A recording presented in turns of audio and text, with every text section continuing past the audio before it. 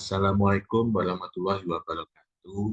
Saya Ali Fahmi Syahputra, dosen program studi agribisnis, Fakultas Pertanian Universitas Singapura Bangsa Karawang. Saya juga sebagai peserta pekerti gelombang 3 tahun 2023 Universitas Bengkulu. Saya akan menyampaikan perkuliahan tentang ekonomi produksi. Silakan disimak ya. Baik, kita mulai saja ya. Assalamualaikum warahmatullahi wabarakatuh. Selamat pagi, teman-teman. Ini pertemuan kita pertama ya, setelah UTS. Bagaimana kabarnya? Sehat semua?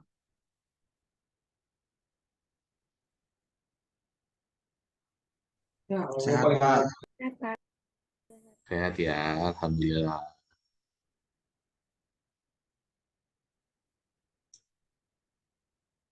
Saya izin share screen ya.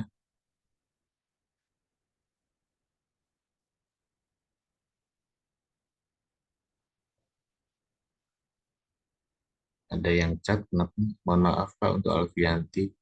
Masih terkendala jaringan jadi belum bisa on cam. Oh iya, Pak. Saya harap yang lain yang jaringannya bagus on cam ya.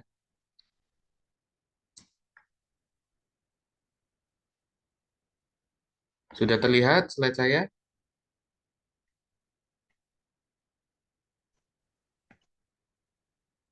Gimana teman-teman, terlihat? Sudah, Pak. Sudah ya. Oke, hari ini kita akan kuliah ekonomi produksi. Materi hari ini yaitu produksi 2 input, 1 output, dan produksi 1 input, 2 output.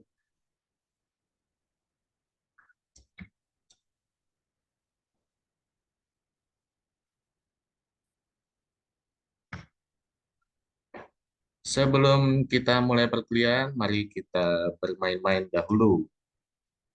Saya ingin lihat apakah kalian sudah fokus, apakah kalian masih ingat dengan materi-materi kita sebelumnya. Saya kirim di chat ya, silakan kalian bergabung. Linknya ada di chat. Boleh pakai handphone, mau pakai laptop, pakai device apa aja bisa. Silakan bergabung.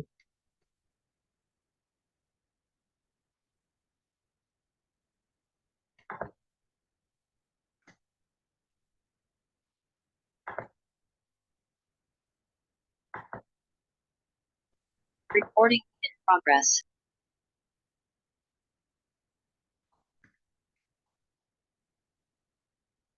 Ya, sudah di chat ya, silakan bergabung.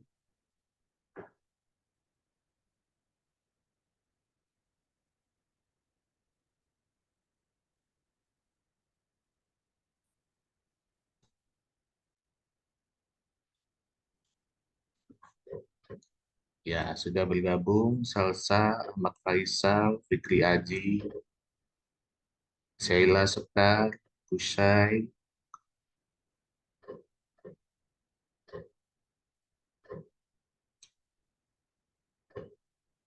Oke.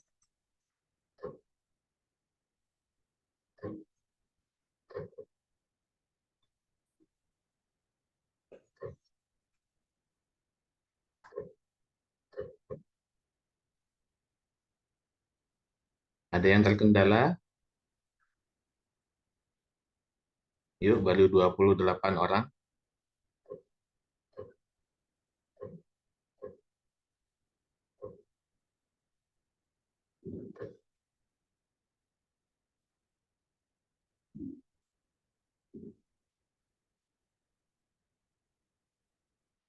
Baru 37 orang. Yuk, yang lain.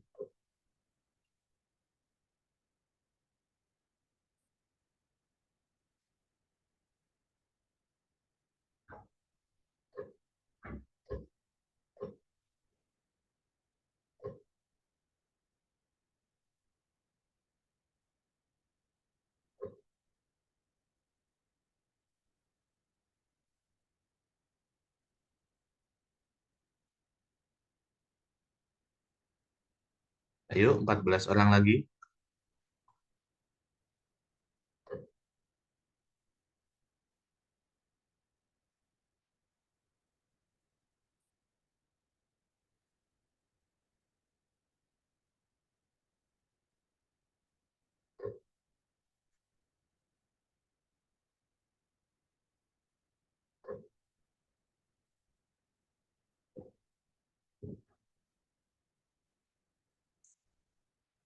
'Yo, silakan cepat bergabung ya. Nanti kita mulai bareng-bareng.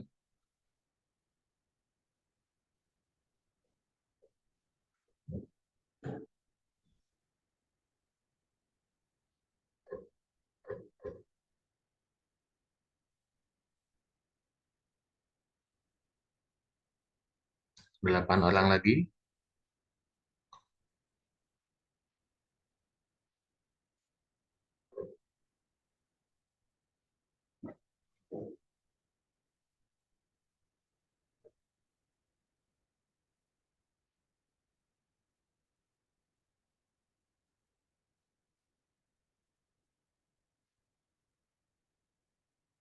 Yang baru bergabung, ayo silakan bergabung di kolom chat. Ada kuisis ya. Silakan bergabung.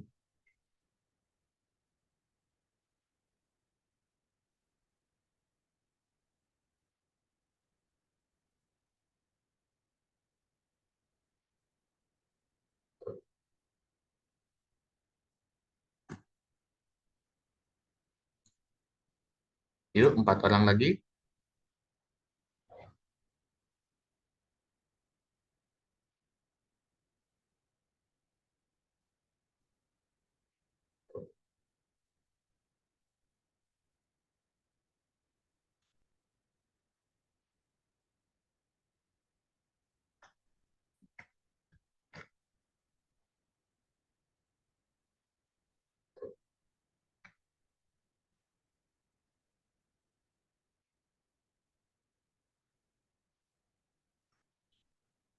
Yuk, saya tunggu. Cepetan. Kita mulai bareng-bareng. Bentar lagi. Ada yang terkendala nggak? Aman ya?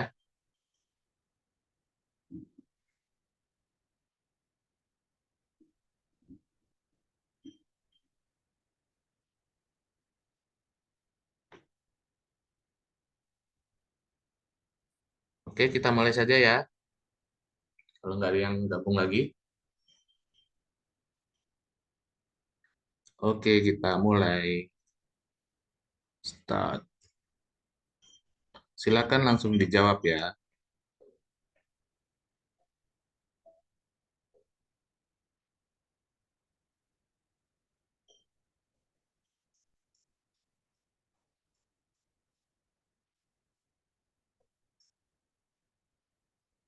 Oke, Iqbal sudah. Fikri Aziz sudah.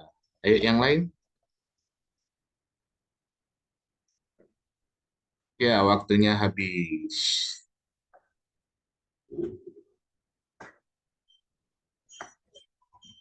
Ya, peringkat pertama Akila Hanan. Wah, masih ada yang salah nih. 2 orang. Kenapa masih ada yang salah ini?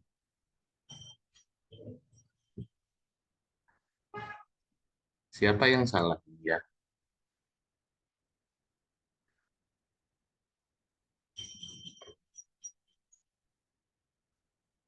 Kenapa masih ada yang salah ini? Kan udah sering kita bahas.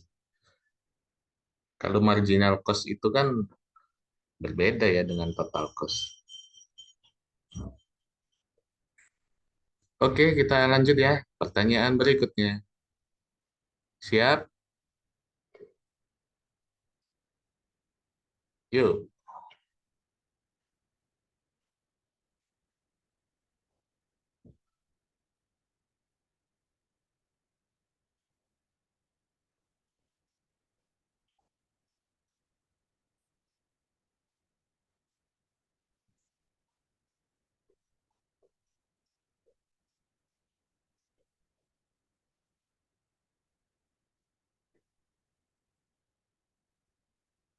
Oke, waktunya habis.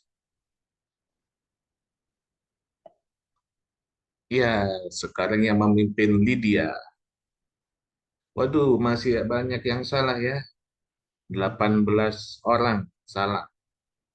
Yang benar benar jawabannya yaitu marginal cost ya. Kalau average cost kan biaya rata-rata, fixed cost kan biaya tetap, ya kan?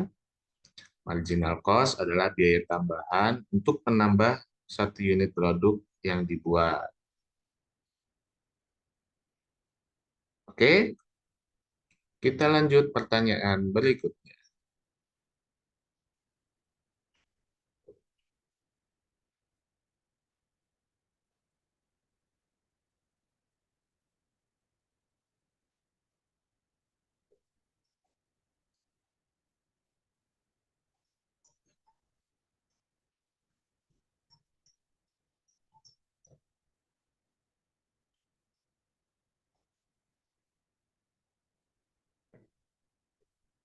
Ya, waktunya habis.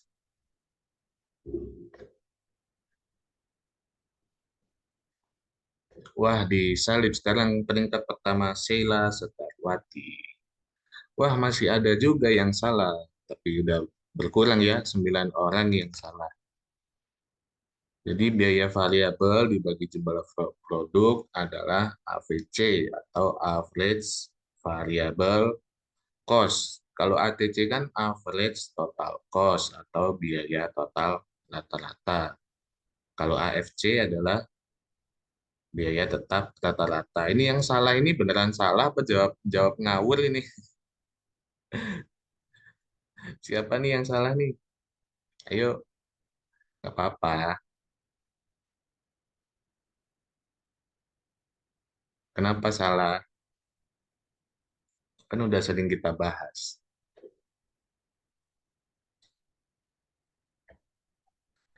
Oke, kita lanjut ya. Pertanyaan berikutnya.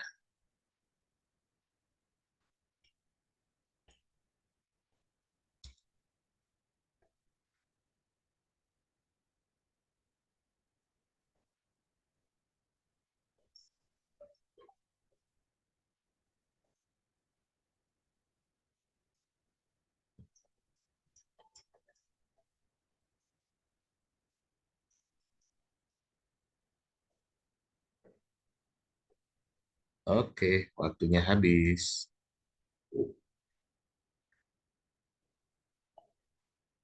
Oke, sekarang peringkat pertama Hafif. Nah, kalau yang ini saya yakin pasti masih banyak yang salah karena kita belum pernah membahas ini ya. Jadi garis yang menunjukkan tingkat penggunaan input yang berbeda untuk menghasilkan produksi yang sama yaitu garis isokuan, garis atau kurva ya, isokuan. Oke, kita lanjut ke pertanyaan berikutnya.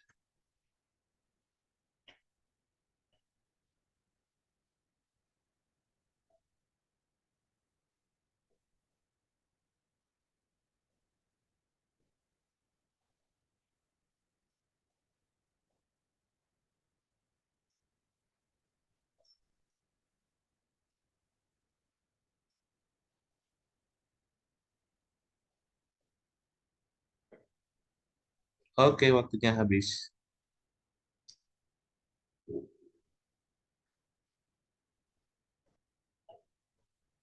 Oke, peringkat pertama masih Hafiz. Wah, yang ini banyak yang benar nih, tapi masih ada yang salah karena emang belum pernah kita bahas ya. Jadi garis yang menunjukkan kombinasi input yang menghasilkan biaya sama disebut garis ISO cost. ISO itu artinya sama, cost itu artinya biaya. Kalau ISO quant tadi ISO itu artinya sama, quantnya adalah quantity. Oke, kita lanjut pertanyaan berikut.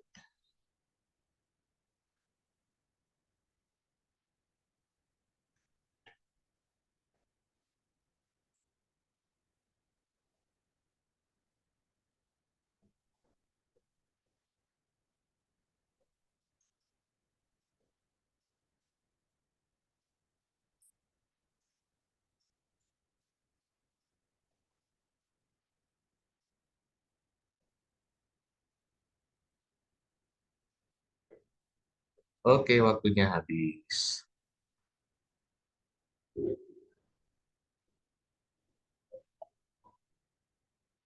Ya, Hafif masih memimpin. Wah, yang betul cuma dikit. Udah lupa semua nih berarti. Padahal pembahasan terakhir kita nih kan sebelum UTS. Ada yang namanya return to scale. Ada marginal return to scale. Ada increasing return to scale. Ada constant return to scale. Dan yang terakhir ada decreasing return to scale. Pada lupa semua nih. Nanti dipelajari lagi ya. Kita lanjut pertanyaan berikutnya.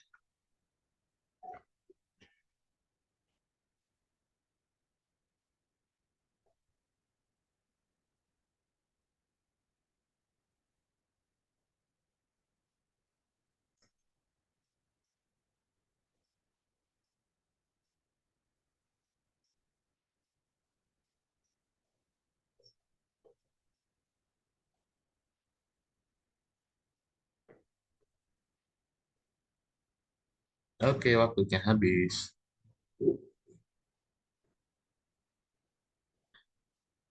Afif masih memimpin. Ya, ini juga banyak sekali yang salah ya. Jadi selisih dari biaya produksi tertinggi terhadap biaya produksi alternatif disebut juga opportunity cost. Banyak yang jawab biaya eksplisit nih 23 orang, biaya implisit 14 orang. Kenapa ada yang menjawab fixed cost ini? Fixed cost kan total biaya. Kenapa ada yang menjawab fixed cost ini? Biaya tetap fixed cost.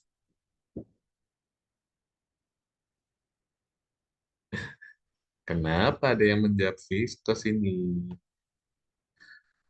Oke, kita lanjut. Pertanyaan terakhir.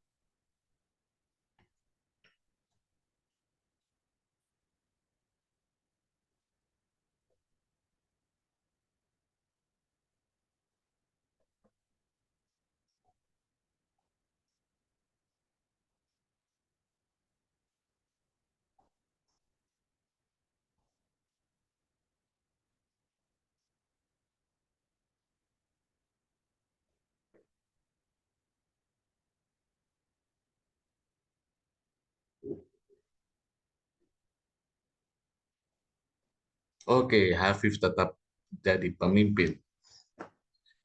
Peringkat pertama, Hafif. Oke, yang jawab laba sebenarnya nggak salah.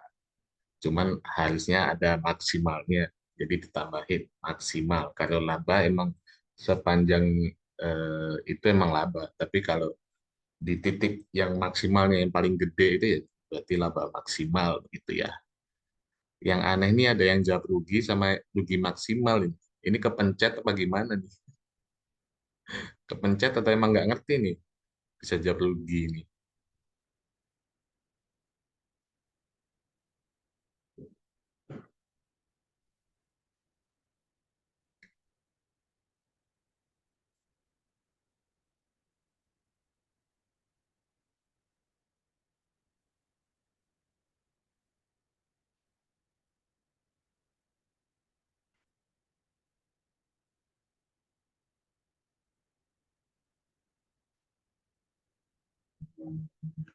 Oke, tingkat akurasinya 42%, berarti di bawah 50% ya.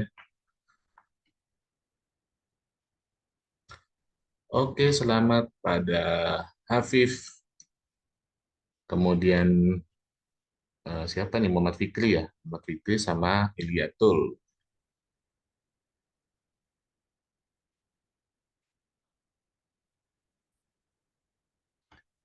Oke, kita kembali lagi ke materi kita. Teman-teman dinyalakan ya kameranya. Ya, ada yang mau ditanyakan dari kuis tadi?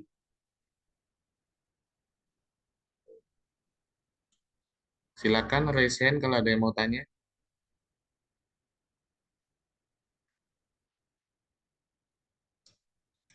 Ya, tadi itu pemanasan ya kita ya, merefresh otak kita yang sebelumnya kita pelajari, kita ingat kembali, ternyata masih banyak sebagian yang belum paham. Nanti kita pelajari lagi ya. Oke, sekarang kita ada sebuah kasus. Di sini ya, petani padi biasanya menggunakan beberapa input seperti lahan, benih padi, pupuk, obat-obatan, tenaga kerja, dan lainnya dalam menghasilkan padi atau output.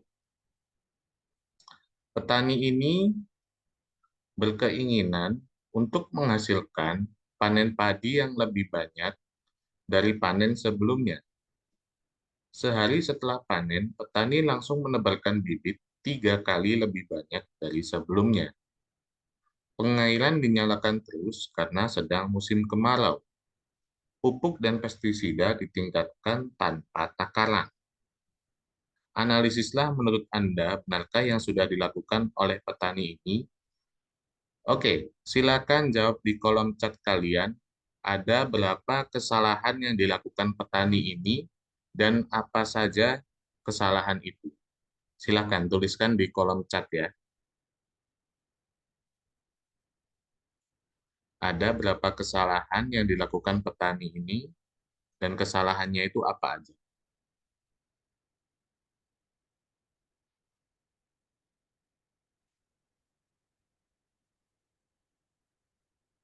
Kalau dibilang benar, pasti kayaknya nggak benar ya perilaku petaninya. Jadi silakan sebutkan kesalahannya apa aja. Ada berapa kesalahan? Silakan ditulis di kolom chat.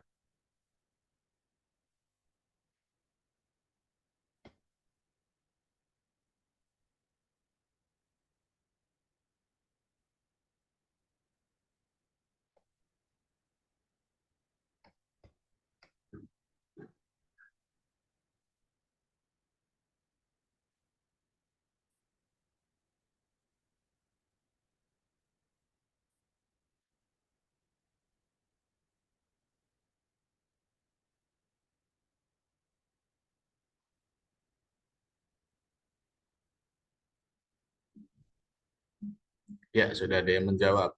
Lydia, setelah panen langsung menebar bibit 3 kali lebih banyak. Pupuk dan pestisida ditingkatkan tanpa takaran. Berarti ada berapa kesalahan itu, Lydia? Ada dua, Pak. 2 kesalahan ya. Oke, selanjutnya ada Fikri Aji, 2 kesalahan. Penebaran bibit yang terlalu banyak. Peningkatan pestisida yang berlebihan. Oke, ada lagi?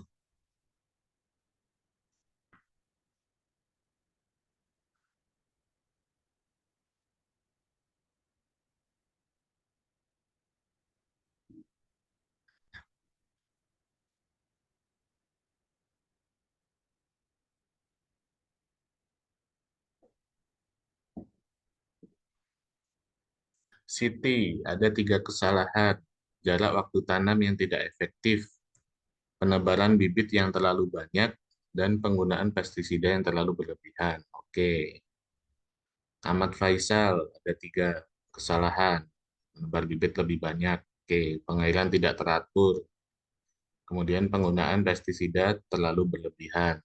Oke.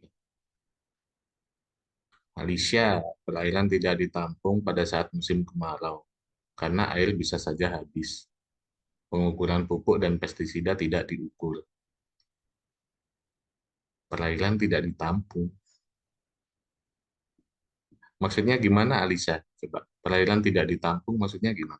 Maksudnya kayak perairannya tuh ngair terus gitu, Pak, nggak dicukupin. Oh, oke. Biasanya sih kebanyakan sawah-sawah sekarang kan ada irigasinya ya, buat berapa ratus atau berapa kelompok petani begitu kan ya. Jadi Iya, jarang Pak. sekali pakai perairan yang ditampung.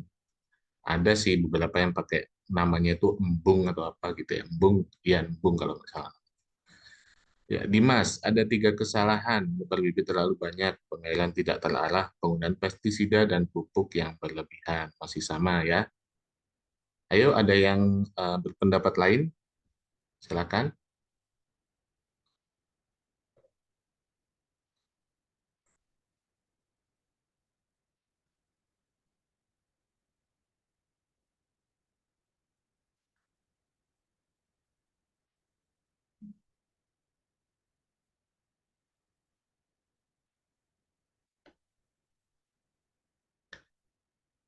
Rata-rata masih sama semua nih jawabannya.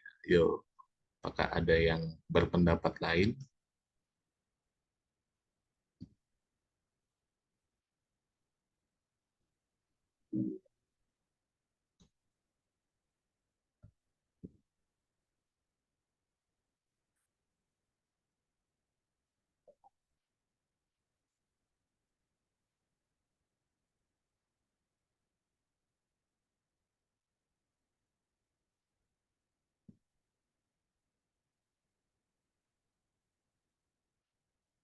Silakan, ada yang berpendapat lain? Tuliskan di kolom chat ya.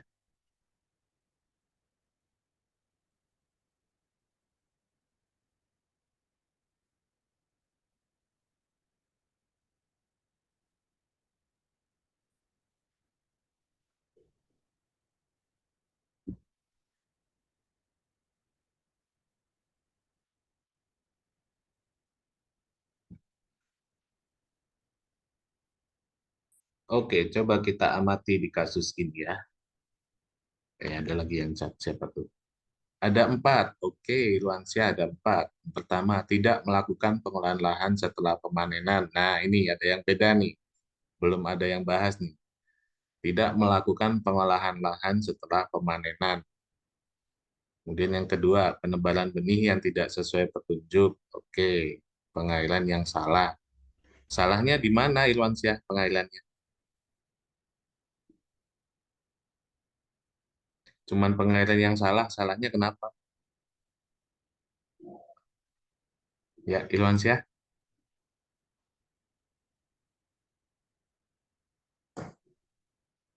Halo, Irwansyah. Nggak ada suaranya. Iya Pak, ini Pak. Ya, kenapa ini pengairan yang salah? Pengairan ini salahnya Eh, kenapa? kan ini pengairannya itu setelah tanam Pak. Jadi mungkin bibitnya itu bisa kalau yang langsung ditebar itu bibitnya bisa terbawa air. Kalau yang tebar langsung ke sawah. Lalu untuk bibitnya yang eh, ditanam yaitu pindah tanam bisa terendam Pak. Jadi bisa busuk Pak. Oke, bagus sekali, Irwansyah. Silakan, ada lagi yang mau berpendapat? Ini kesalahan terbanyak nih sejauh ini. Ada 4 kesalahan yang diamati oleh Irwansyah.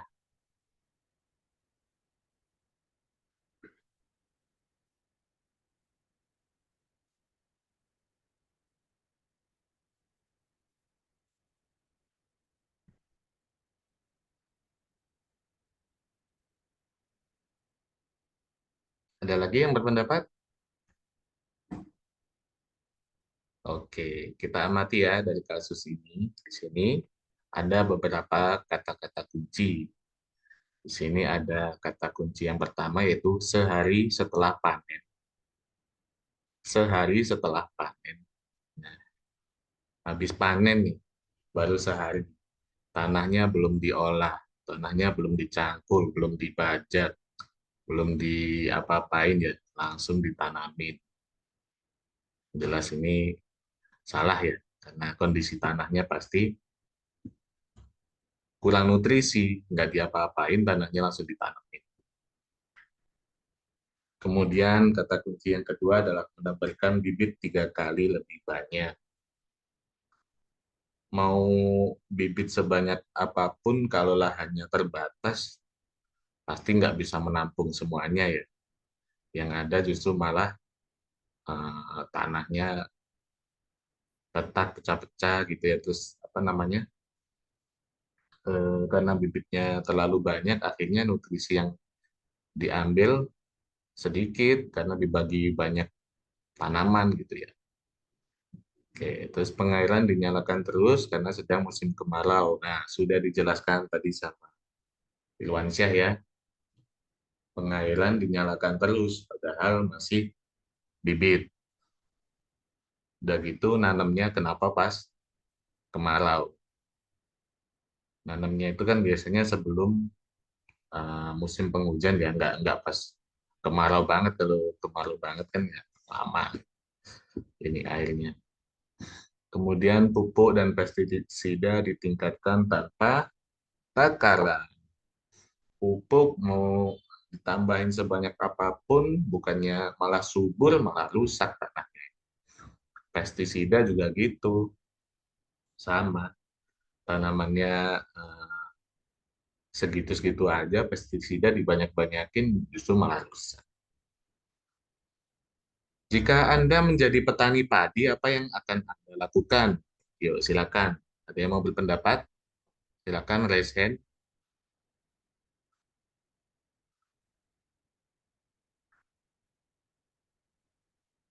Kalau kalian jadi petaninya, apa yang akan kalian lakukan untuk meningkatkan produksi dari padi kalian ini?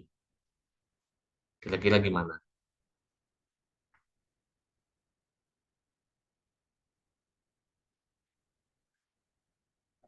Silakan.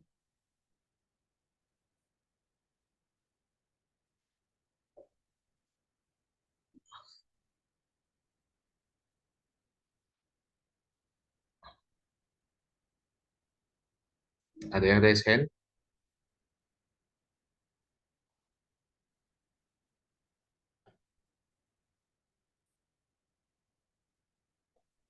Nggak ada ya. Kalau Irwansyah gimana Irwansyah? Kalau kamu jadi petaninya, apa yang kamu lakukan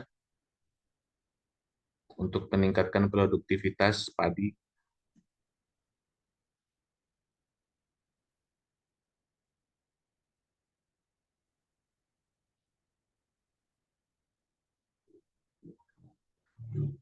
Halo, Ya Pak, gimana kalau kamu jadi petaninya?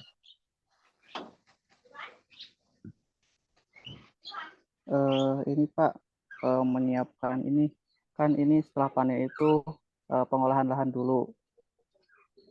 Lalu setelah pengolahan lahan itu pemilihan bibit ya Pak, seperti itu Pak. Terus kan di situ pengairannya itu dikendalikan Pak, jadi dipantau Pak, tidak dialirin terus-menerus. Kalau airnya penuh ya mungkin ditutup ya saluran irigasinya.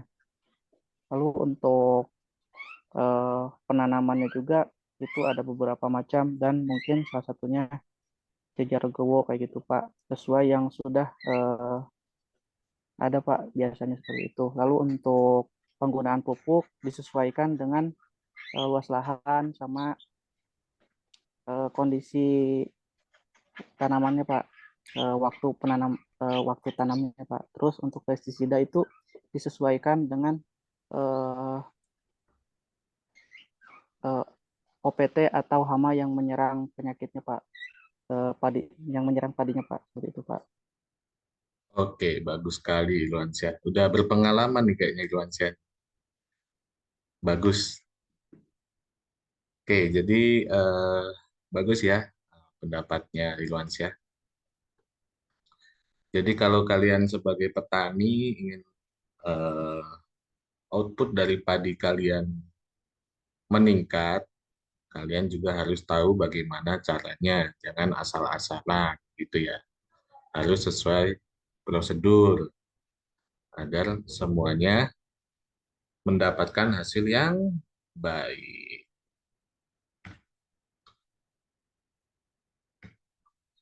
Oke, kita masuk ke materi fungsi produksi dengan dua input. Ada dua pendekatan untuk menentukan fungsi produksi dengan dua input. Yang pertama ada pendekatan isoquant dan juga pendekatan isokos. Di mana isoquant ini adalah kurva yang menunjukkan kombinasi input yang dipakai dalam proses produksi yang menghasilkan output tertentu dalam jumlah yang sama. Ada 4 ciri-ciri dari isoquant. Yang pertama yaitu kurvanya turun dari kiri atas ke kanan bawah.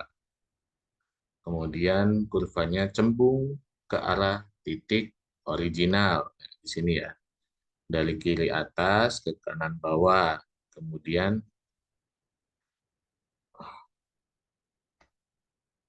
mana itu? Nah, ini kurvanya dari kiri atas ke kanan bawah. Kemudian cembung ke arah titik original. Yang ketiga itu tidak saling berpotongan. Garis isoquant dengan isoquant yang lainnya tidak mungkin berpotongan. Kemudian yang keempat yaitu kurva akan menunjukkan output yang lebih banyak. Jadi kurva ini semakin ke kanan, dia menunjukkan output yang lebih banyak. Sepanjang kurva ini jumlah kuantiti produksi yang diproduksi adalah sama.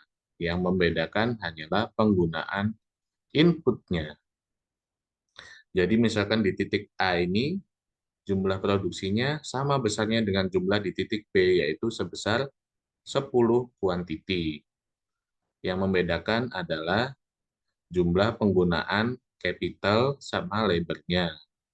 Jika di titik A, ini penggunaan capital ada di titik K1, dan labor-nya di L1, sedangkan jika di titik B, penggunaan capital-nya di K2, dan penggunaan labor-nya di L2.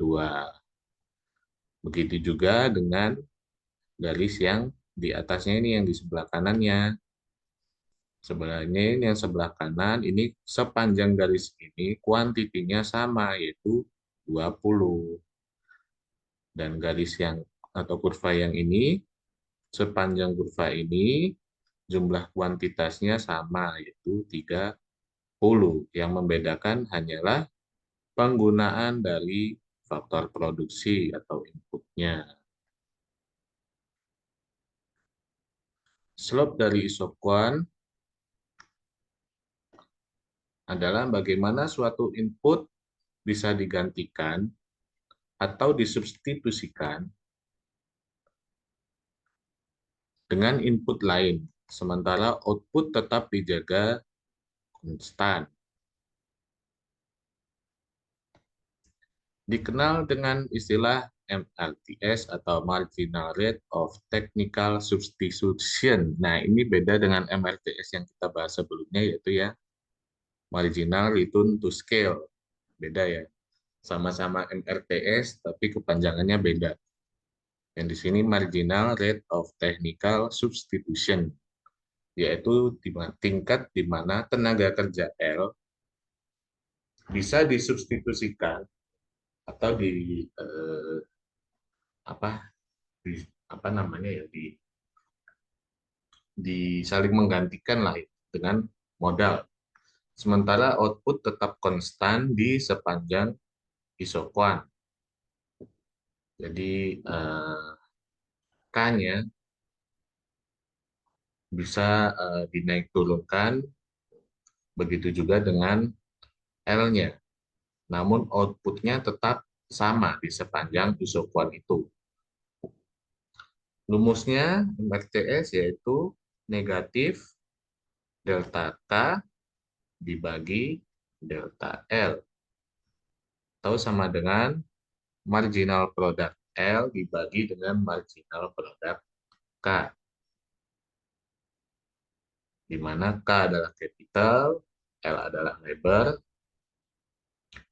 MP adalah marginal product dari setiap input, delta K dibagi delta L adalah jumlah capital yang bisa dikurangi atau disubstitusikan ketika tenaga kerja ditingkatkan. Biasanya ditingkatkan per satu unitnya. Ada pertanyaan sejauh ini? Belum? Oke.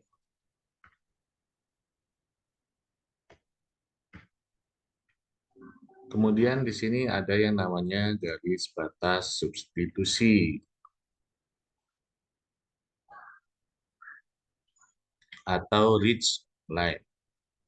Jadi ini adalah garis yang menunjukkan bahwa pada garis batas tersebut besarnya marginal produk sama dengan 0. Ridge line ada dua. Yang ini garis kurva atau garis A ini adalah garis batas substitusi atas. Sedangkan yang B ini adalah garis substitusi bawah, di mana titik perpotongan antara isoquant dengan ridge line ini marginal produknya sama dengan 0. Jadi di titik ini ya, titik G, J, L, N, H, R, M, P ini semua marginal produknya sama dengan 0. Produsen pasti akan menjaga produktivitasnya di dalam garis batas substitusi ini. Kalau mereka memproduksi di atas garis batas substitusi atau di bawah garis batas substitusi, maka yang pasti marginal produknya minus ya, negatif. Di sini aja udah 0, di atas sudah negatif ya. Yang ada malah rugi begitu ya. Ada pertanyaan?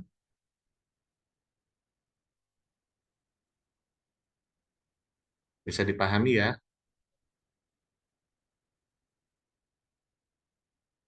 Halo? Bisa dipahami teman-teman?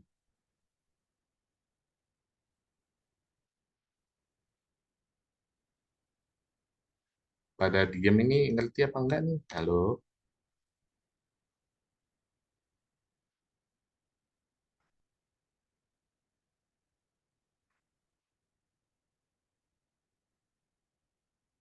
Coba Lydia, coba. Mana Lydia? Halo Lydia? Iya, Pak. Oke. Ini garis apa namanya?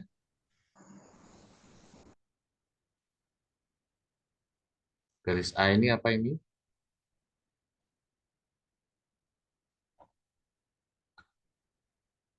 Halo?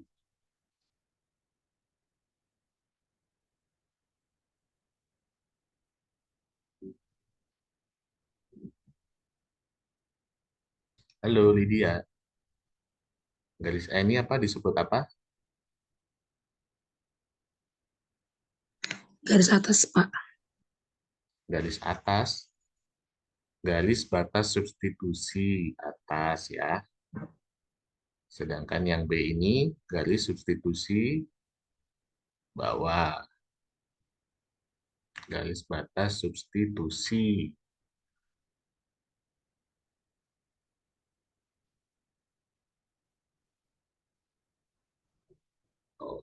Oke, terus Hilyatul, apa yang terjadi di titik G?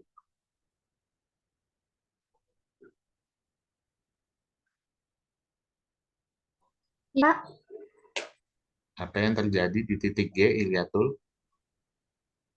itu marginal produknya sama dengan 0, Pak. Oke, tidak pada ngerti ya. Kita lanjut.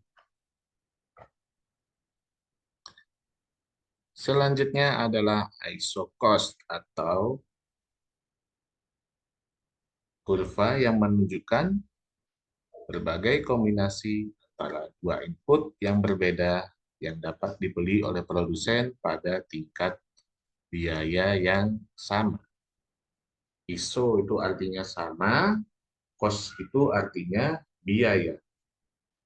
Jadi biayanya sama. Garis ISO cost di sini ada TC1, TC2, TC3, dan TC4. Sepanjang garis TC1 ini, biaya yang dikeluarkan produsen besarnya sama. Begitu juga di garis TC2 ini, sepanjang garis ini, biaya yang dikeluarkan produsen sama. Yang membedakan adalah tingkat penggunaan inputnya. Jadi di sini tingkat capital atau modal dan labor tenaga kerjanya berbeda-beda, namun biaya yang dikeluarkan sama.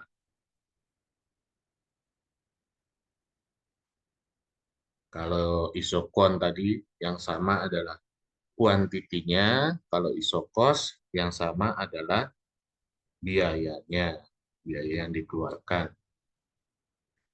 Total cost-nya ya, TC kan total cost ya.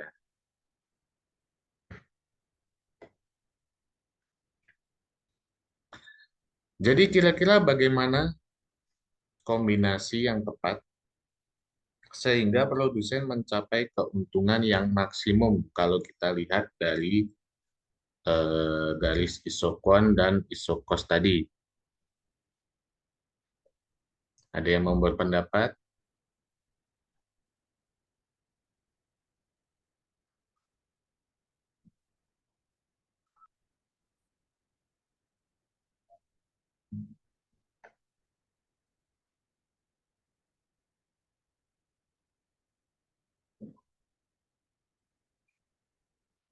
Gimana? Kombinasinya bagaimana antara isokon dan isokos? Sehingga produsen mencapai keuntungan yang maksimum. Ada yang bisa menjawab? Atau ada yang mau berpendapat? Silakan. Atau mau ada yang bertanya juga silakan.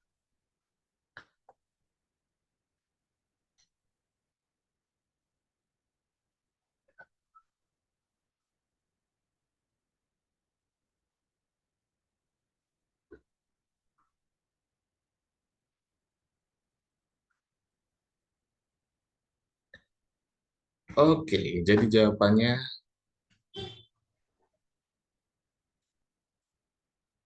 kombinasi antara keduanya. Ketika isokon yang paling jauh dari titik origin dan ketika isokon ini bersinggungan dengan isokosnya. Isokon yang paling jauh dari titik origin ini menghasilkan produk yang paling besar. Tetapi karena faktor produksi terbatas, maka memilih kurva isokon yang tertinggi dan dapat terjangkau oleh biaya yang tersedia. Isokon yang bersinggungan atau bersinggungan dengan isokos ini disebut juga dengan least cost combination atau LCC. Least itu adalah yang paling kecil ya. List itu paling kecil, cost biaya, kombinasi. Jadi kombinasi biaya yang menghasilkan biaya yang paling rendah gitu ya. Nah, ini dia. Jadi kombinasi yang terbaik tadi ada di titik C ini. Isokuannya bersinggungan dengan garis isokosnya. Di mana di sini kuantitinya yang bisa diproduksi dengan biaya yang tersedia itu sama-sama terpenuhi. List cost combination menggambarkan pilihan produsen yang menunjukkan kombinasi input terbaik. Ini adalah garis ekspansi atau expansion path ya yang warna ungu ini, di mana produsen akan terus meningkatkan produksinya sepanjang expansion path ini. Karena disitulah isokon dan isokosnya bersinggungan. Jadi penggunaan inputnya dia dia gunakan dengan kombinasi ini, kombinasi capital dan labor ini untuk menghasilkan kuantiti sebesar-besarnya dengan biaya yang masih bisa dia jangkau. Ada pertanyaan?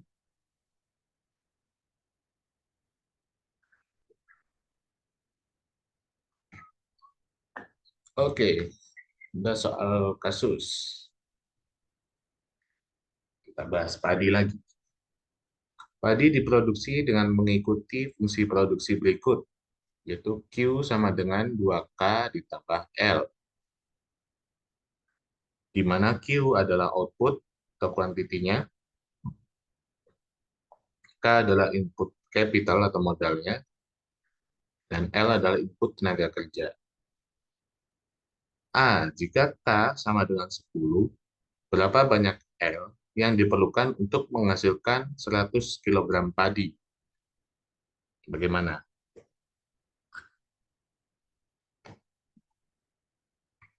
Silakan jawab di kolom chat. Berapa banyak L yang diperlukan untuk menghasilkan 100 kg padi?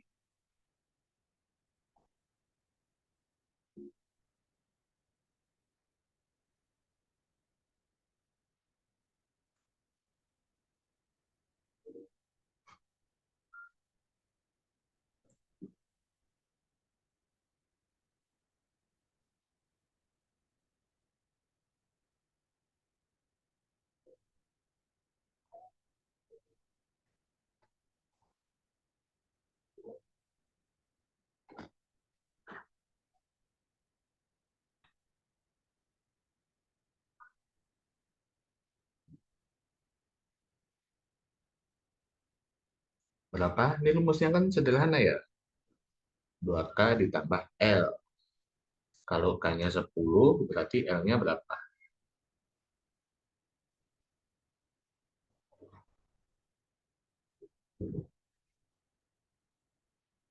Ya, udah ada yang menjawab. Alicia, 80. Ada lagi?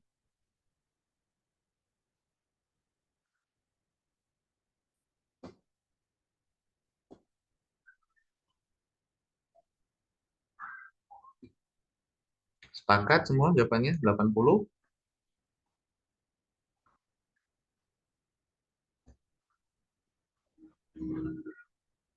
Yakin semuanya? Halo? Halo, halo?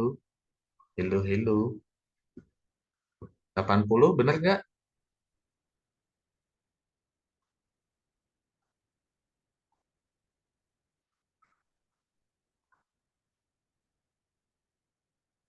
Septiana, 80 benar nggak?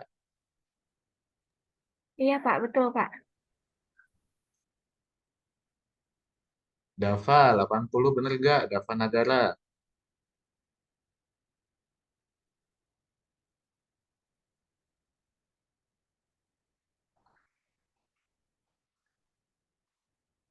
Halo, Dava. Wah, nggak ada nih. Tidur nih orangnya nih.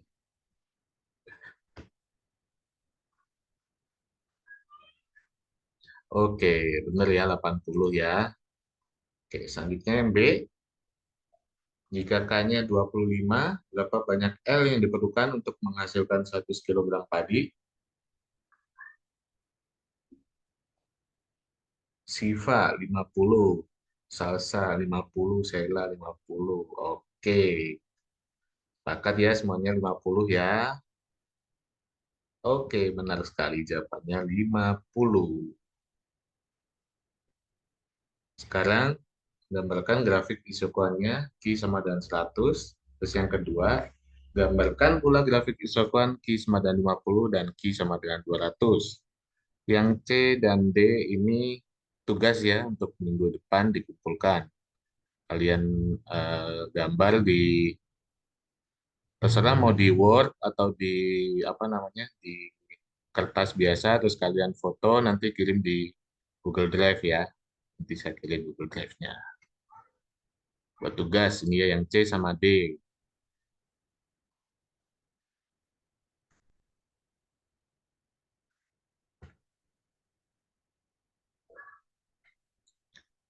Oke, kita lanjut. Produksi dua atau lebih produk. Jadi di sini inputnya hanya satu, tapi outputnya ada dua. Apa kira-kira yang inputnya cuma satu, tapi outputnya ada dua? Ada yang bisa kasih contoh?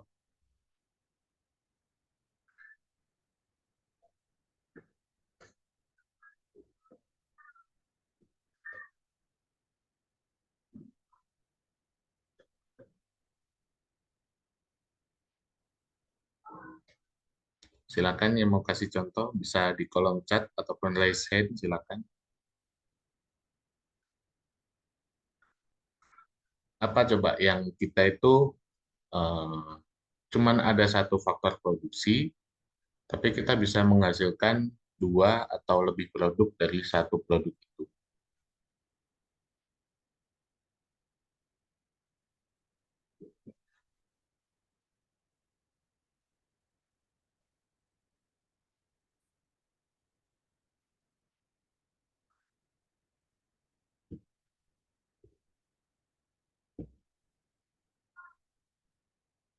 Silakan. Apa?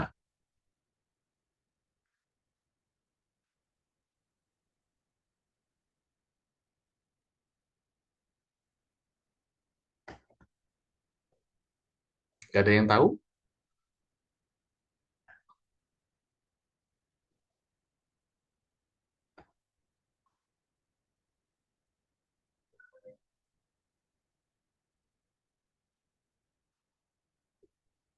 Muhammad Fikri, Muhammad Fikri Aji, apa kira-kira Iya, Pak. inputnya satu, produknya dua atau lebih? Aduh, apa ya, Pak? Em, kalau kayak ini bisa nggak, Pak? Misalnya inputnya kayu, outputnya Mhm. bisa jadi kursi, bisa jadi meja. Kayak gitu kan sih, Pak, konsepnya? Ya, bisa, bisa. Kalau di pertanian, apa contohnya? Mungkin nanam pohon kelapa masuk nggak tuh, Pak? Inputnya Pohon kan kelapa. nanam pohon kelapa, outputnya bisa kita jual kelapanya, terus daunnya bisa jadi produk lain. Oke, berarti inputnya pohon kelapa ya. Produknya ada daun kelapa, ada buah kelapa, ada batang kelapa Iya, gitu ya. mungkin. Oke, ada lagi yang mau berpendapat?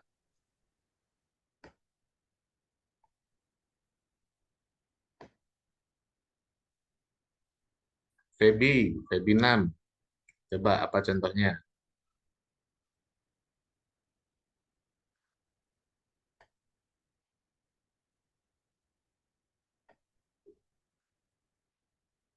Halo, Febi. Aduh Pak, saya kurang tahu Pak. Oke, banyak ya contohnya sebenarnya. Tadi Fikri udah bagus. Kayak ini deh, gandum. Gandum produknya kan bisa dijual gandum utuh, bisa dijual tepung dan sebagainya ya. Terus kayak padi, padi itu ketika habis dipanen ada apanya? Ada berasnya, ada gabah apa namanya? Ada sekamnya itu ya. Terus ada apanya lagi? Bisa dibuat dedak juga kan ya buat pakan ayam gitu ya. Jadi produknya apa? Inputnya satu tapi bisa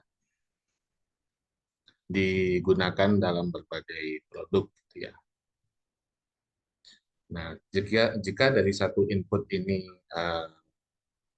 dibuat dua produksi atau lebih, maka ada yang namanya kurva kemungkinan produksi. Itu merupakan cara yang tepat untuk menggambarkan dua fungsi dalam satu grafik.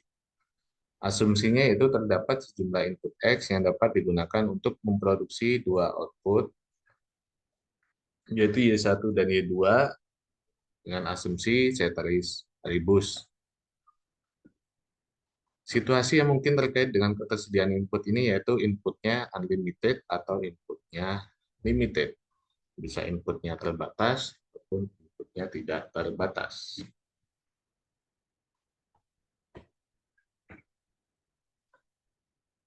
Bagaimana menurunkan kurva kemungkinan produksi dari fungsi produksi?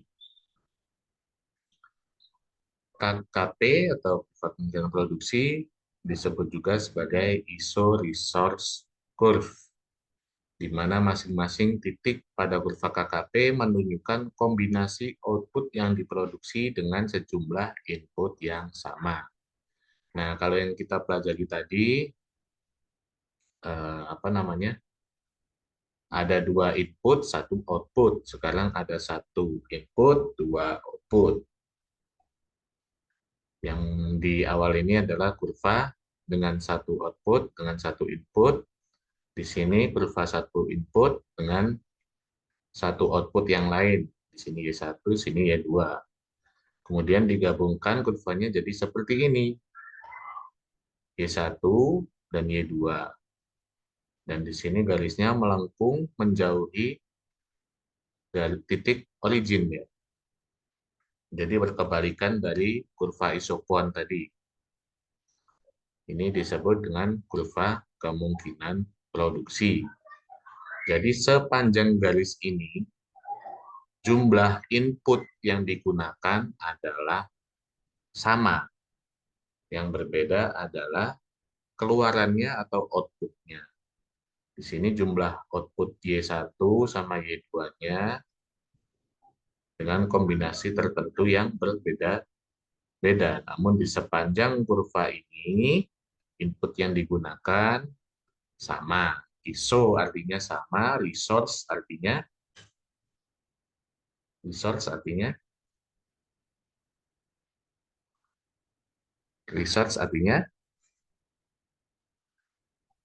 ya itulah ya. Apa ISO resource? Ya inputnya lah ya, inputnya 1 ya. Kemudian hubungan antar produk.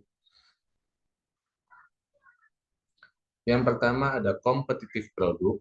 Itu terjadi ketika output dari satu produk dapat ditingkatkan hanya dengan mengurangi output dari produk lain. Ini juga dicirikan dengan kurva kemungkinan produksi yang berslopnya negatif.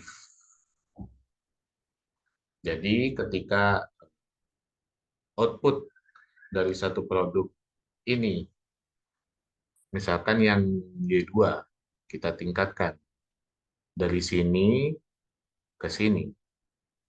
Nah, ini pasti mengurangi jumlah Y1-nya. Y1-nya yang tadinya di sini berpindah ke sebelah kiri. Dari kanan ke sebelah kiri, berarti berkurang ya. Y2-nya meningkat, Y1-nya berkurang, maka ini disebut dengan kompetitif produk.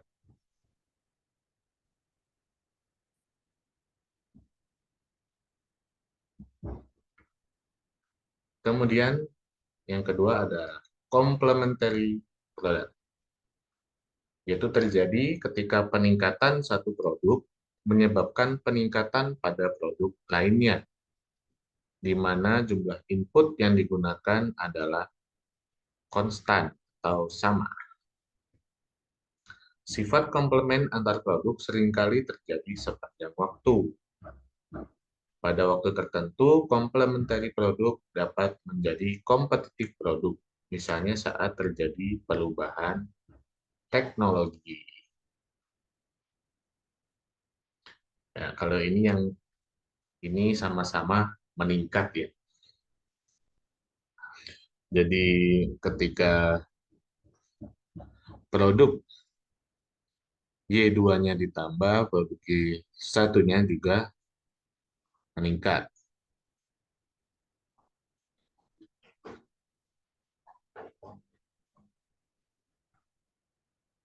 Kemudian ada supplementary produk.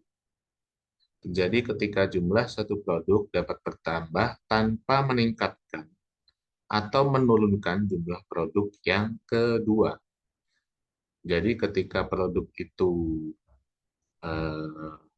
jumlahnya ditingkatkan, produk yang lainnya jumlahnya tetap tidak naik, tidak turun.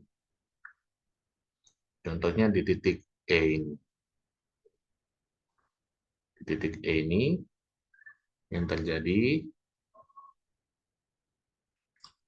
H-nya ditingkatkan, tapi di Y1-nya ditingkatkan, namun Y2-nya tetap sama. Jadi H ini sepanjang ini kan ditingkatkan dari sini kan 0, 1, 2, 3, dan seterusnya.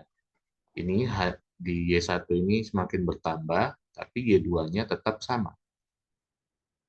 Bisa juga kurva yang ini juga sama. Di titik F ini yang terjadi Y1-nya bertambah, tapi Y2-nya tidak berkurang. Atau di sini, di G ini Y2-nya yang bertambah, tapi Y1-nya tetap di sini aja. Namanya suplementer.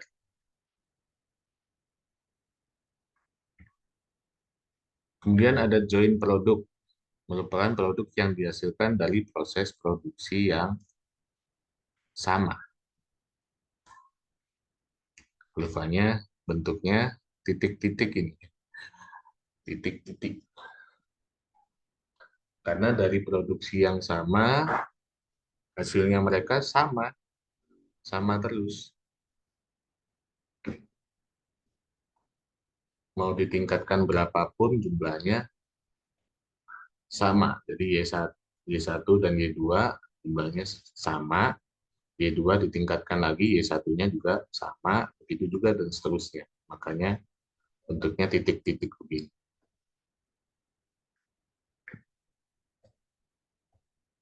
Begitu juga yang ini juga sama. Kan sepanjang garis ini jumlah kuantitinya kan sama. Ada pertanyaan?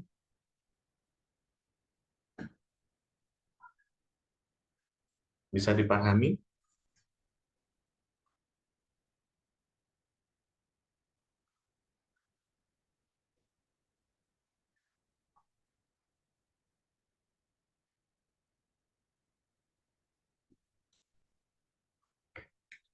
Oke, kita lanjut.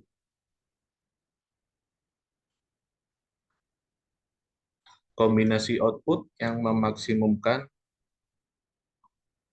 revenue atau penerimaan.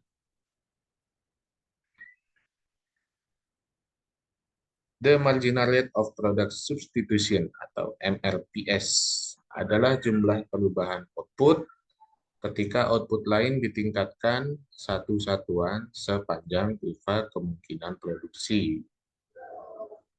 Jadi kalau tadi di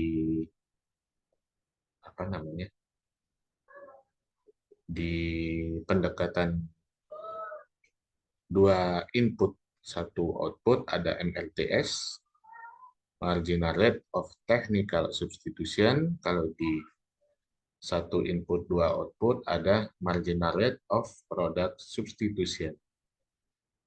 Jadi yang disubstitusi adalah produknya atau outputnya. Slope dari MRPS adalah slope dari kurva kemungkinan produksi. Jadi rumusnya MRPS dari Y1 untuk Y2 yaitu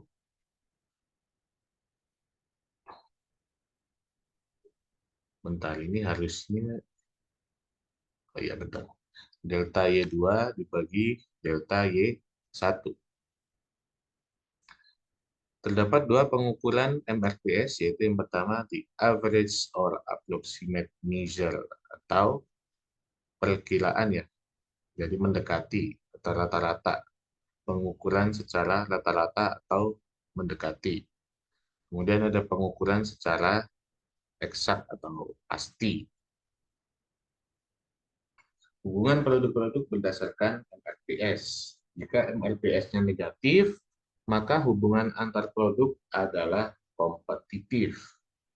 Jika MRPS-nya positif, maka hubungan antar produk adalah komplementer. Sedangkan jika MRPS-nya sama dengan 0, maka hubungan antar produk adalah suplementer.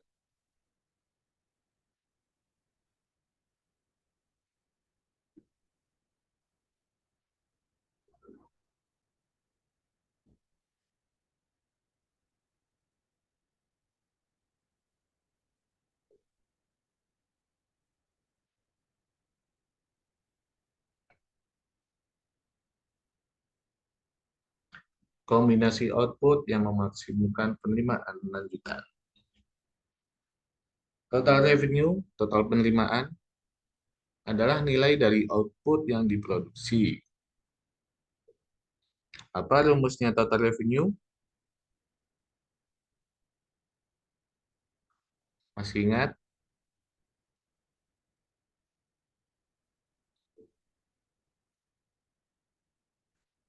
Total revenue, rumusnya harga dikali Jumlah barang. jumlah barang. Di sini karena jumlah barangnya ada 2, maka harga produk pertama dikali kuantiti produk pertama ditambah harga dari produk kedua dikali jumlah kuantiti produk kedua. P adalah harga, ya kan? Jadi kan yield-nya atau produknya. Jadi P Y1 dikali Y1 ditambah PY2 dikali Y2. Garis ISO revenue merupakan garis yang menggambarkan kombinasi output yang menghasilkan sejumlah penerimaan yang sama. Jadi jumlah uang yang diterima sama, namun kombinasi produknya berbeda. Slope garis ISO revenue ditentukan oleh harga-harga output. Slope dari ISO revenue yaitu negatif harga Y1 dibagi harga Y2. Negatif P1 dibagi PY2. Jadi sepanjang garis ini, penerimaan yang diterima jumlahnya sama. Yang membedakan adalah kombinasi dari jumlah produk Y1 dan Y2. Nah, Y1 dan Y2. Semakin ke kanan, maka penerimaan yang diterima semakin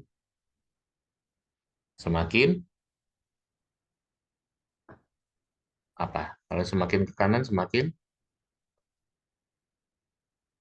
banyak ya, semakin banyak yang diterima semakin besar.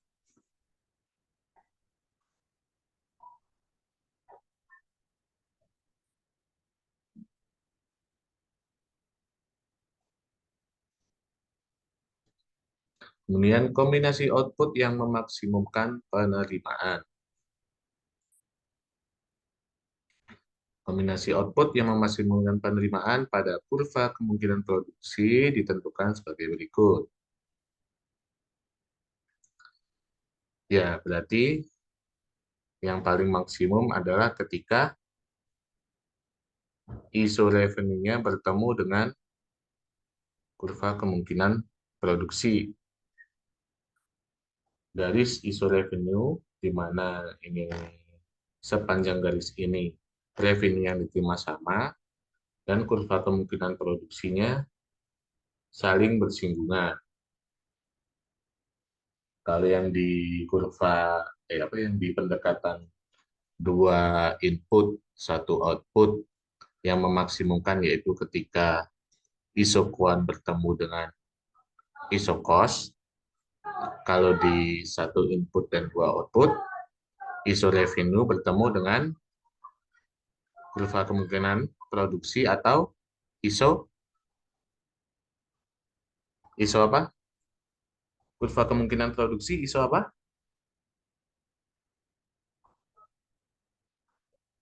Ayo, baru dibahas. Sokuan.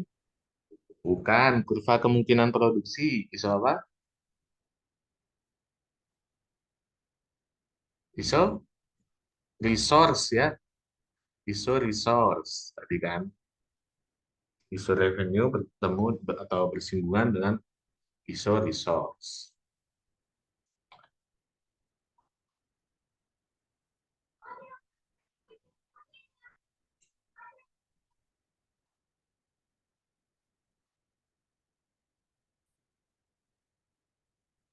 Nah, MRPS-nya tadi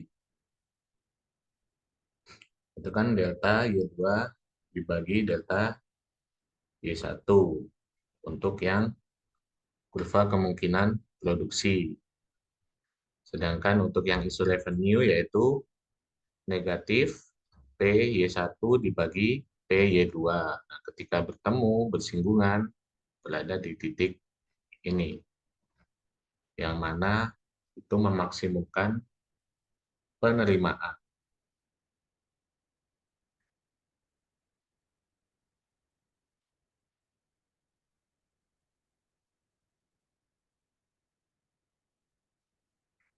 Kemudian kombinasi output yang memaksimumkan penerimaan lanjutan.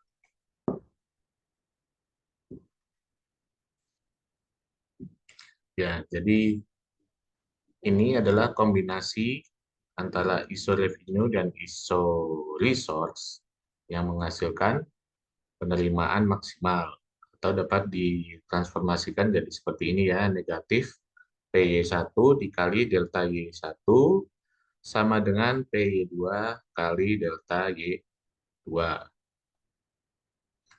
Kemudian di sini ada yang disebut dengan marginal physical product atau produk marginal fisik,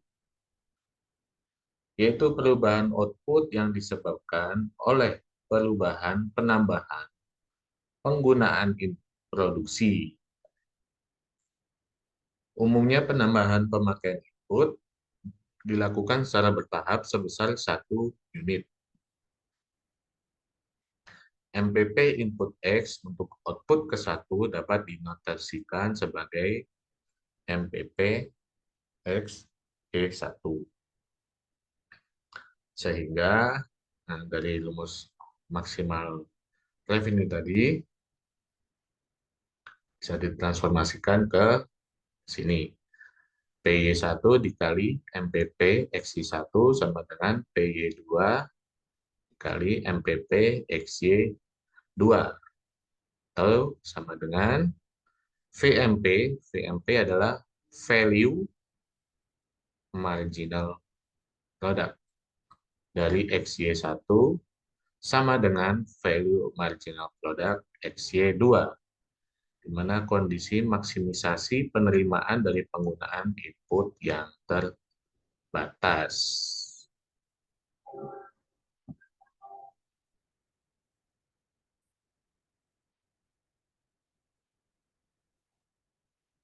Ada pertanyaan sejauh ini, teman-teman?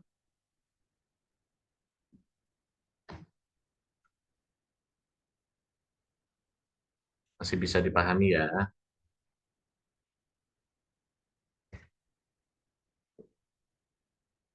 Prinsip umum persamaan marginal. Kriteria persamaan marginal umum adalah rasio nilai marginal produk dari satu input terhadap harga input tersebut, yaitu VMPX dikali PX. Ialah sama bagi seluruh input dan seluruh usaha. Ya, rumusnya jadi VMP X1Y1 dibagi PX1 sama dengan VMP X2Y2 dibagi PX2. Seluruh input yang digunakan pada seluruh usaha berada pada stage 2 dan bertujuan untuk maksimisasi keuntungan. Untuk mencapai prinsip ini, hubungan komplementer dan suplementer antar produk harus dikembangkan hingga terjadi hubungan kompetitif antar produk.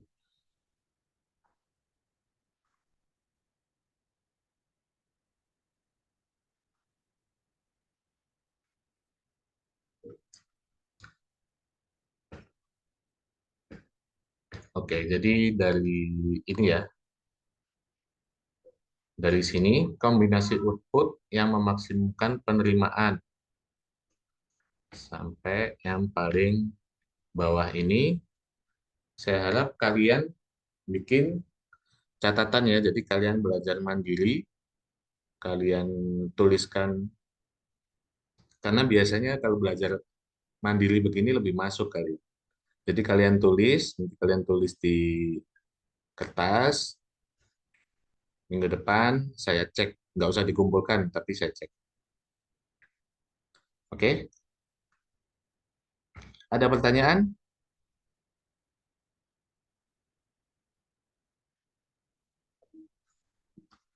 Kalau tidak ada, saya akan memberikan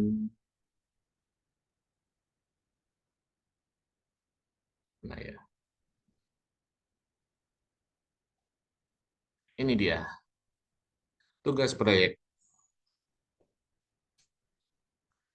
Jadi, eh, judul dari proyek ini adalah sistem produksi usaha bla bla bla untuk menghasilkan laba maksimal.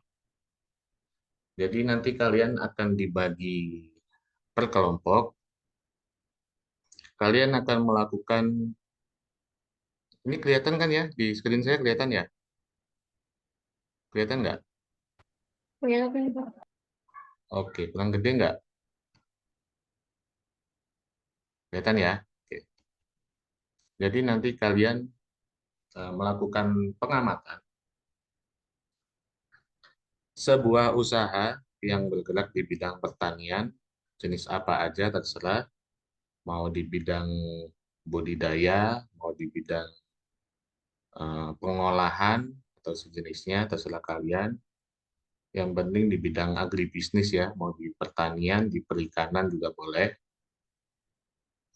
Tujuan yang pertama yaitu untuk mengetahui jenis-jenis variabel produksi.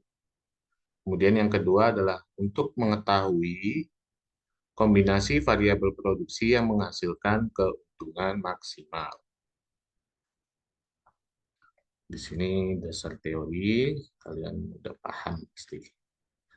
Jadi kalian tuliskan semua, ini ada biaya tetap, biaya tidak tetap, nanti ada benefit cost ratio, BEP, nanti kalian tuliskan juga AVC, ATC, nah semuanya kalian tulis. Alat dan bahan, ada Microsoft Excel dan Microsoft Word. Prosedur, yang pertama yaitu kalian harus membuat daftar pertanyaan. Apa yang akan kalian tanyakan kepada narasumber. Kemudian yang kedua, lanjut ke kunjungan lapang. Kemudian diskusi kelompok dan penyusunan laporan. Lalu nanti kalian presentasikan dan saya evaluasi. Presentasinya nanti mungkin 1 minggu sebelum UAS ya, nanti kita jadwalkan untuk 1 hari presentasi.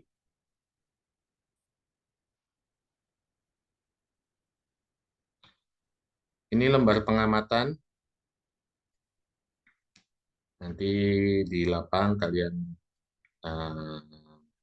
amati apa saja yang komponen biaya tetapnya, apa saja komponen biaya variabelnya, ya nanti harga jual per unit, biaya per unit, AFC, AVC, pendapatan, biaya total, ATC, ini semua kalian amati dan catat ya.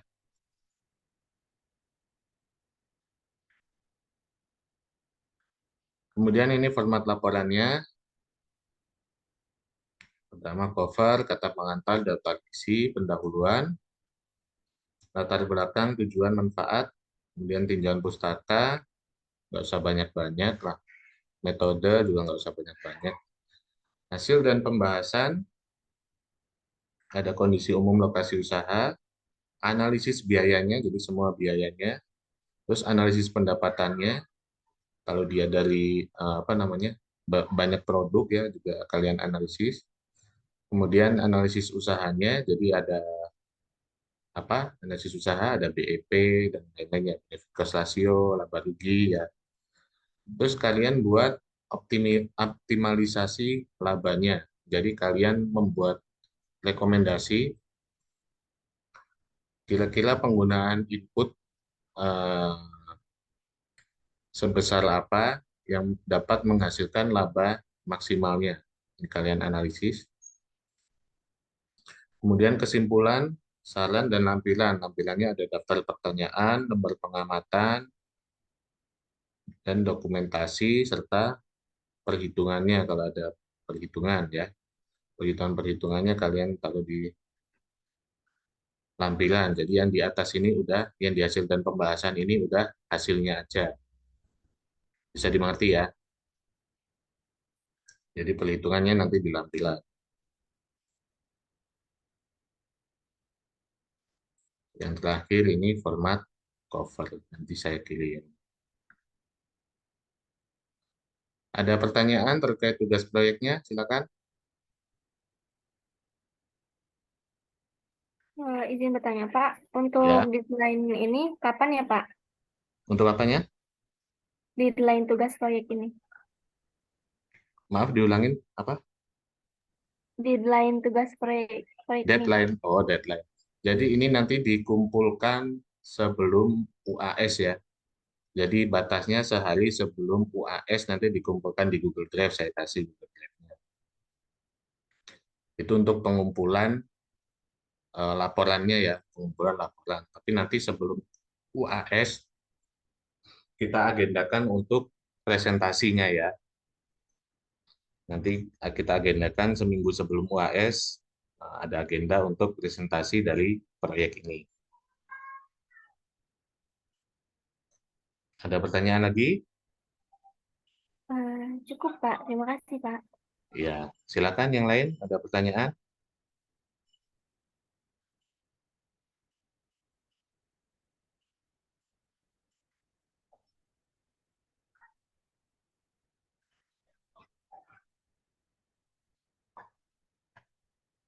Halo, ada pertanyaan? Bapak punten Ya, mau nanya lagi. Berarti kalau untuk tugasnya bikin makalah dan PPT ya, Pak? ya laporan ya, bukan makal. Oh Laporan. iya, Pak. Jadi laporan dari proyek ini sama bikin PPT.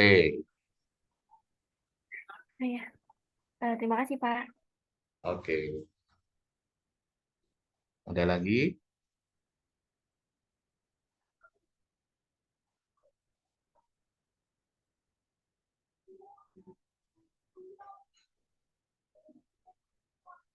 Untuk kelompoknya sudah saya bagi ya, kemarin saya spin.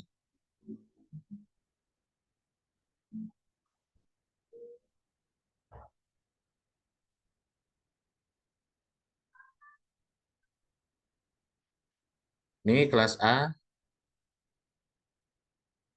kelompoknya yang namanya di bold adalah ketua kelompok ya. Yang namanya di garis, apa yang ditebalin itu ketua kelompok. Satu kelompoknya nih yang di kelas A ada 6 orang. Dan ada satu kelompok yang 5 orang.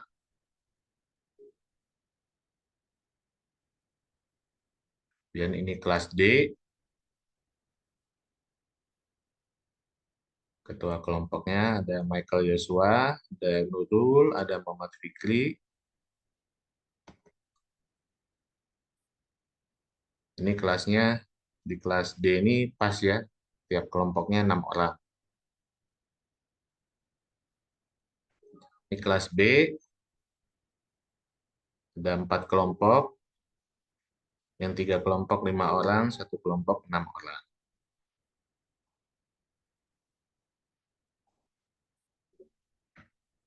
Ini terakhir kelas C.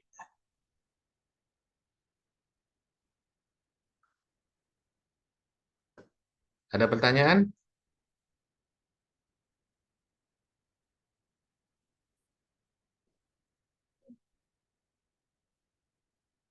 Bisa dimengerti ini tugasnya? Jadi hari ini saya kasih kalian 3 tugas ya tadi ya. Ingat apa aja?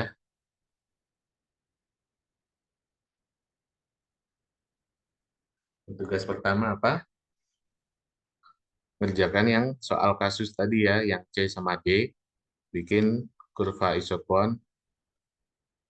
Ya. Kemudian tugas pembelajaran mandiri untuk materi, maksimisasi produksi 1 input, 2 output. Kemudian yang ketiga adalah tugas proyek, melakukan pengamatan ke lapang ya. Untuk jenis usahanya bebas, terserah kalian. Yang penting masih di lingkup agribisnis.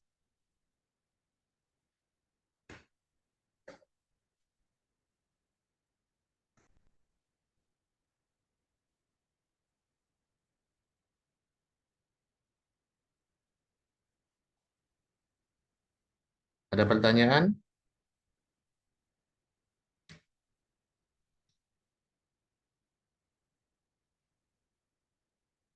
Teman-temannya yang lain yang nggak masuk dikasih tahu ya nanti ya.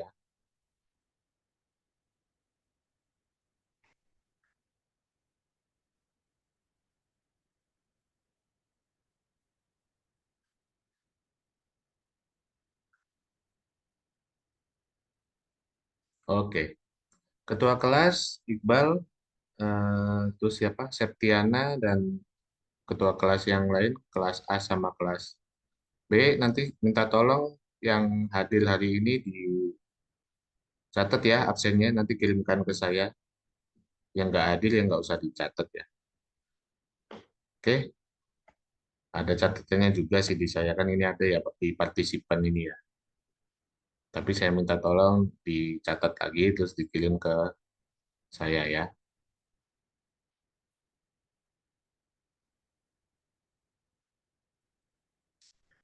Oke, jika tidak ada pertanyaan, kuliah hari ini bisa kita akhiri. Terima kasih ya teman-teman. Semoga apa yang kita pelajari hari ini bisa bermanfaat. Semoga kita semua sehat selalu dan bisa bertemu lagi di kesempatan berikutnya. Terima kasih. Assalamualaikum warahmatullahi wabarakatuh. Waalaikumsalam warahmatullahi wabarakatuh. warahmatullahi wabarakatuh. Demikian pemaparan saya tentang perkuliahan ekonomi produksi. Semoga apa yang kita pelajari hari ini bermanfaat bagi kita semua. Terima kasih. Wassalamualaikum warahmatullahi wabarakatuh.